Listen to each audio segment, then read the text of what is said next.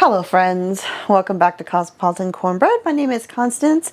In my last video, I shared a little bit about these headscarves that I started wearing, and I realized when I was editing the video that I forgot to share a couple of the details about those. And so I just wanted to really quick give you another look. So these are the pre-tied head wraps or headscarves from Rapunzel, spelled with a W. I'll put a link in the video description for it down below. They are basically made to be like a square scarf that has been folded into a triangle and then tied behind your neck. So you've got the larger, like the corner piece that would go down the back of your head. Underneath, there is another layer. So, say you have a scarf tied into a triangle. This would be the under layer that's against your head. At the back of it, they have elastic sewn into it. So it's fitting to your head. The corner that would be there is gone. So it's not like a perfect square formed into a triangle and then sewn together. They did snip off a corner so you don't have that excess bulk there. And then you have the larger piece that hangs down and covers, where that elastic is. And then these are basically the corners that you would tie if this was a scarf that was, folded and tied behind your head. And then this part here is the part that goes on top of your head. And I mentioned this briefly, but I didn't show it to you. Inside all of these pre-tied scarves is the no-slip headband already tied in, and it goes all the way around your head down to the elastic. So this is what allows these to stay on your head and not go anywhere. Now these two pieces, the ties, you can leave them hanging down like I had them the other day. This is actually the headscarf that I was wearing the other day. Or I mentioned how you could take this same scarf and style it different ways. And the way I did it today, I styled it like a little bun. This is one of the pre-tied headscarves from Rapunzel. This one is actually made out of bamboo fiber. It's super, super light. And I mentioned how, these aren't very hot, especially these ones, these bamboo ones, because they're just super, super lightweight. When I wrap it up like this is covering no more of my head than a baseball cap would that I wear all the time. And this is actually, I think, lighter than a baseball cap because it's so thin. So it is not hot at all. And speaking of hot, it is time to go out and do the evening chores. Mr. Smith has been out of town all week. He will be home in about an hour. So by the time this video goes up, he will be finally home. He's been on a business trip on the other side of the country. And it'll be nice to have him here for a little while. All right, so with that, time to go do chores. So I realized the other day that I had not shared or formally introduced our ducklings to you. I got them a few weeks ago at Tractor Supply. Now, when you get ducks or goslings or anything like that at Tractor Supply, you don't actually know what breed they are. So if they'll come out and you can get a look at them, I think they're afraid of the camera. So like I said, we don't really know what breed they are. They're just labeled ducks when you go to Tractor Supply. But I'm kind of thinking the lighter three with the markings may be silver appleyards. Now the little black ones are kind of skinny, not big-bodied ducks. And so I'm kind of thinking those might either be runner ducks or cayugas. I'm not quite positive. That one right over there on the side, she actually injured her leg a few weeks ago. We've been calling her Gimpy, but she's healing. But she still limps a little bit. So if there's any of you out there who know ducks and you have any input as to what the black ones might be, you'll have to let us know. Let us know your thoughts. Hi, girl. Hi. How you doing? Hi. Hi, Gimpy. You're walking pretty good today.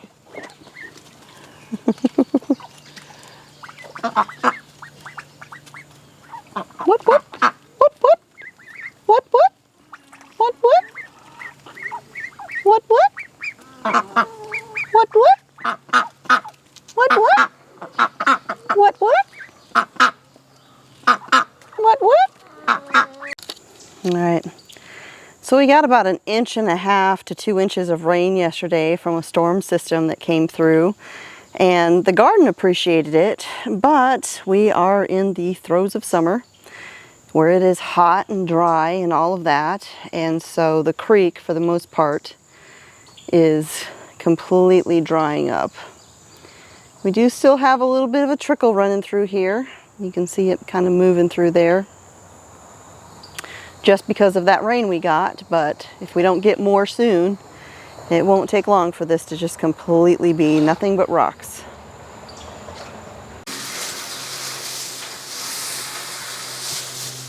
Oh, thank you. Thank you.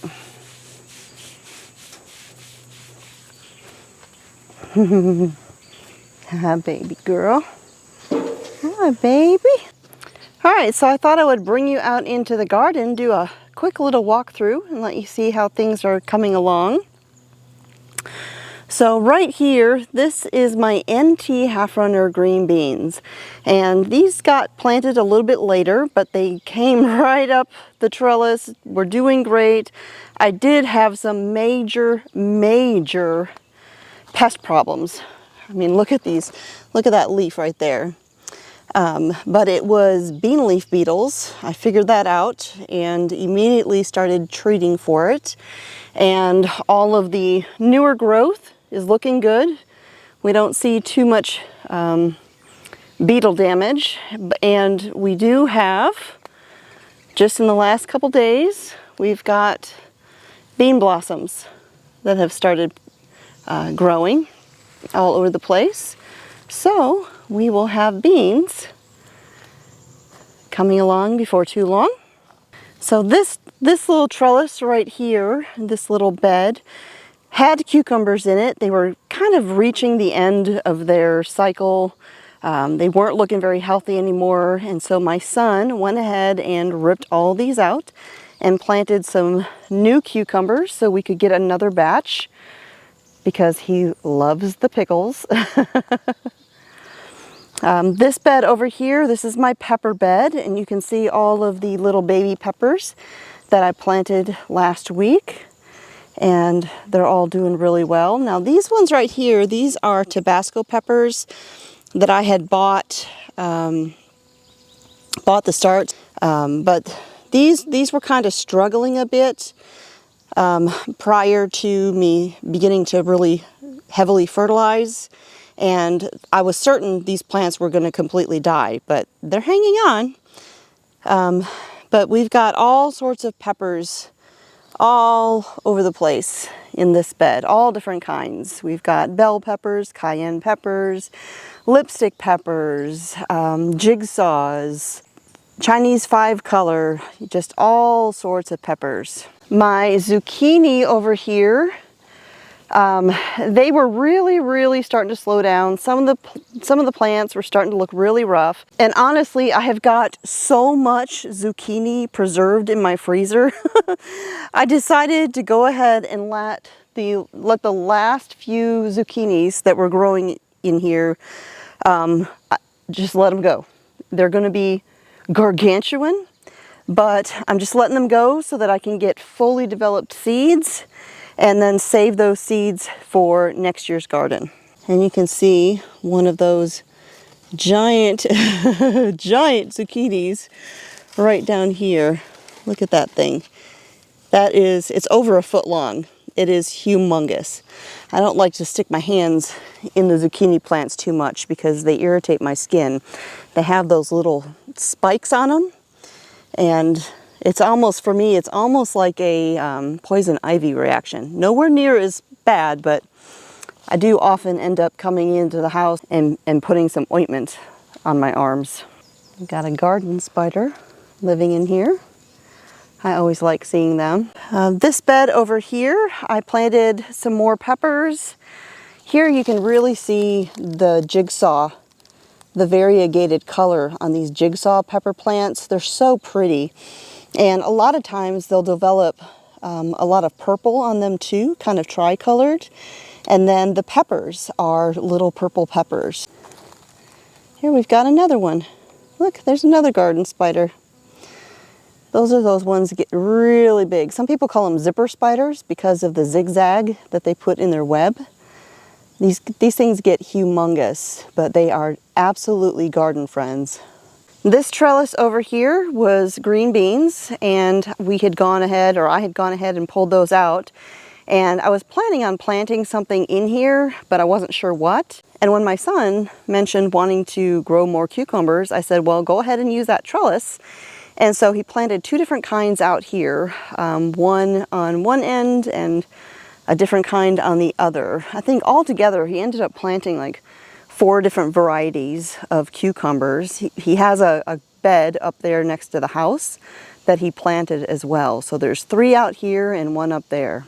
And then along the lines of the zucchini, and oh my word, y'all, look at this one.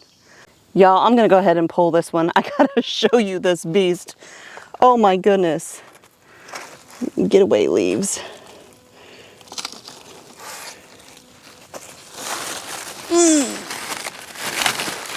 Oh my goodness. Can I even get you out of there? Ow! Spiky plants.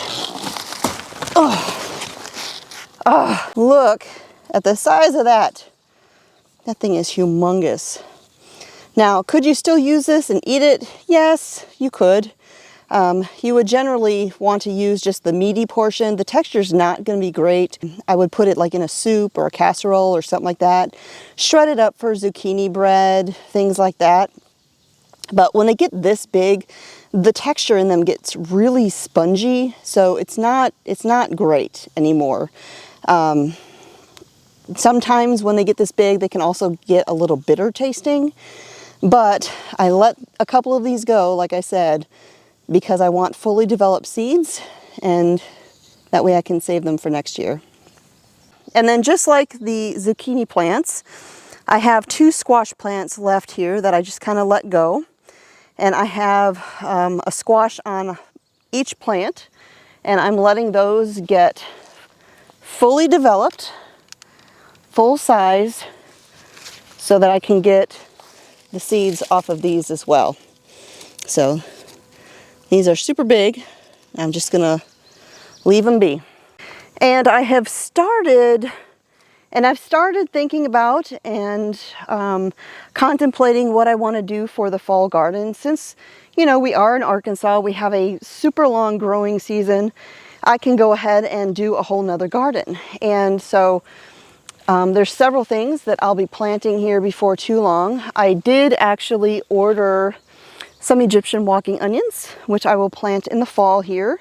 I'll dedicate, you know, a section of one of these beds or a couple of the beds to those. But I want to show you this. So I've got here on this trellis, this is one of my Kajari melons that has come all the way up here. Got another one over here. There's another one back here. They're setting blossoms. So I'm hoping I get some Kajari melons this year. That would be lovely.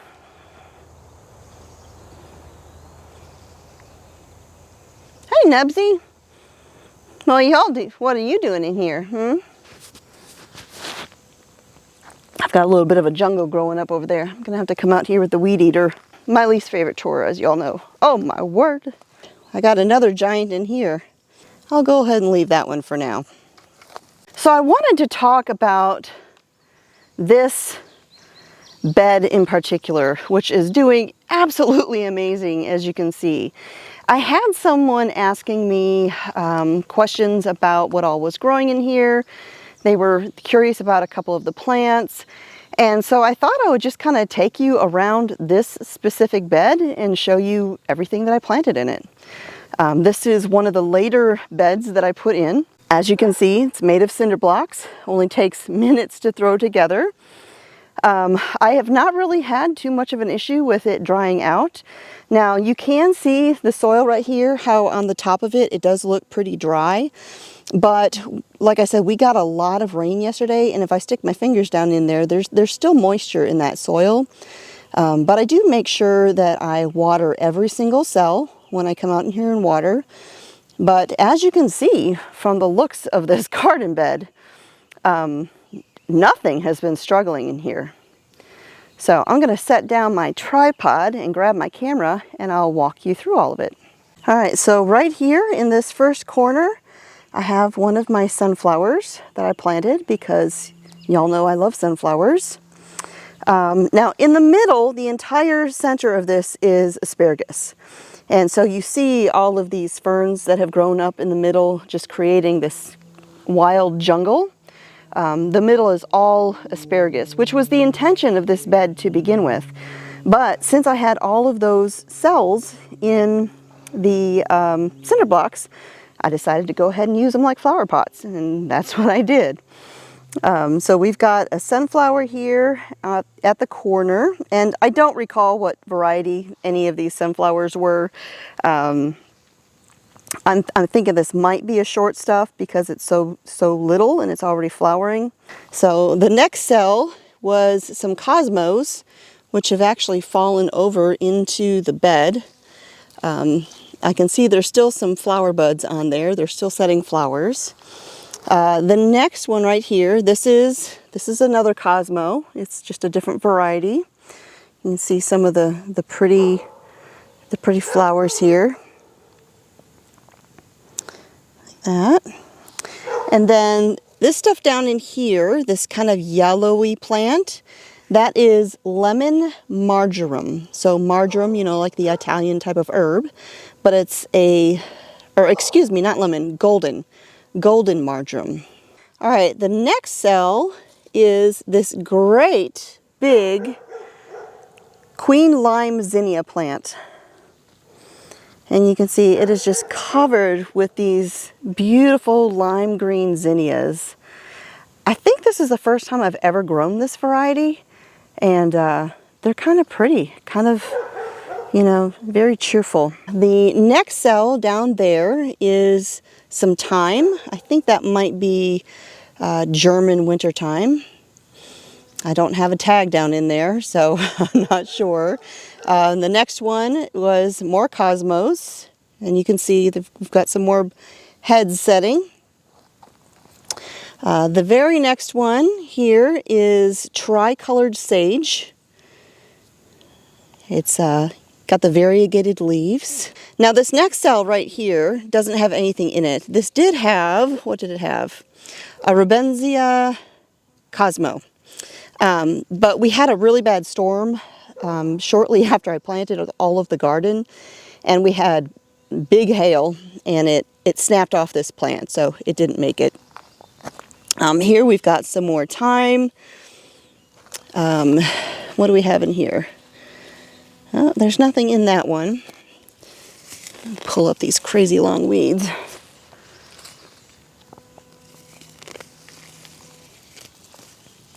I've got to come out here and do some weeding in the walkways. I haven't been doing it because it's just been so hot, but this week's kind of the week to do it, I think, because we've had a break in the temperatures. So this next cell there doesn't have anything in it, and then here we have some more thyme. I believe this one here is the lemon thyme, because you can see that kind of golden color that it has. And then this is regular thyme, English thyme, I believe. The next cell, we have another Cosmo plant that has fallen over from its own weight, and you can see it hanging down here. I don't really see any. Oh, there's a couple buds on there, so it's still making some flowers. Cosmos seem to kind of go in spurts. At least that's been my experience. All right, here at the corner, we've got some more sunflowers because, you know, sunflowers. All right, here we've got some more cosmos. I love these. Right down here outside the bed, I planted some comfrey. Here we've got more of that tricolored sage. And then I've got some regular traditional garden sage right here. I've got a bunch of that growing. We've got some more, oop, get over there, asparagus. We've got some more of the golden marjoram, more of the garden sage. And then here we've got some purple basil, and I have harvested so much basil that I really don't need anymore. And so I've gone ahead and let these go to flower. And you can see they've got these pretty delicate little purple blossoms there. They're so cute. And the pollinators love them. And Nebsy loves the asparagus. He doesn't usually get to come in here. All right, we've got more basil, then I've got a whole bunch more garden sage. I have not, I don't think, harvested any garden sage yet, so this is actually all about to start getting clipped and dried. All right, and then this right here, I think this was an oregano variety, and I don't see a tag. Lavender, one of the very few lavenders I have not killed, because most lavenders come to my home to die. I have tried and tried and tried for years to grow lavender unsuccessfully. And yet, this one's surviving. All right, here I have some of that cardinal basil. I harvested a bunch of this. I don't know how this tastes. I've never grown it before. And so I did harvest a whole bunch of it to dry and put up. Haven't used it yet, but again, at this point, I'm just going to go ahead and let all of my basils go to flower. And the reason I grew this one is because cardinal basil grows big, beautiful red flowers. Down here, we've got more of the purple basil, and I believe this is purple opal basil. We've got more garden sage. We've got more oregano down there. And then we have the classic Genovese basil, which again, I stopped harvesting.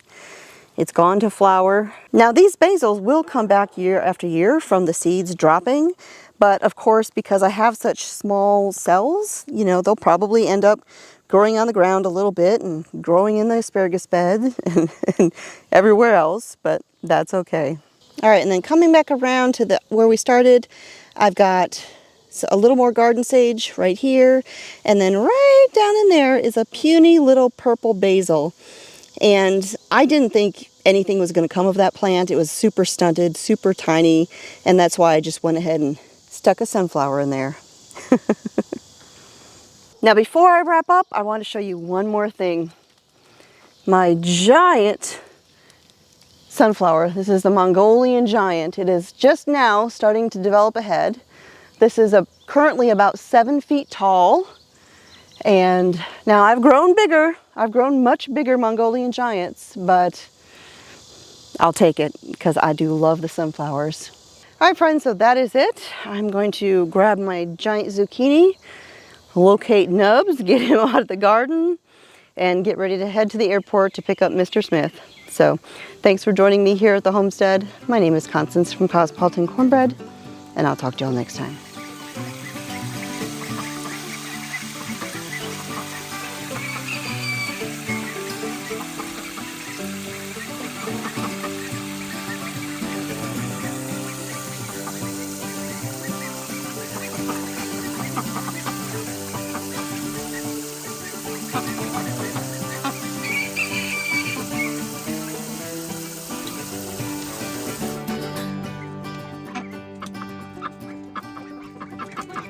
Babies.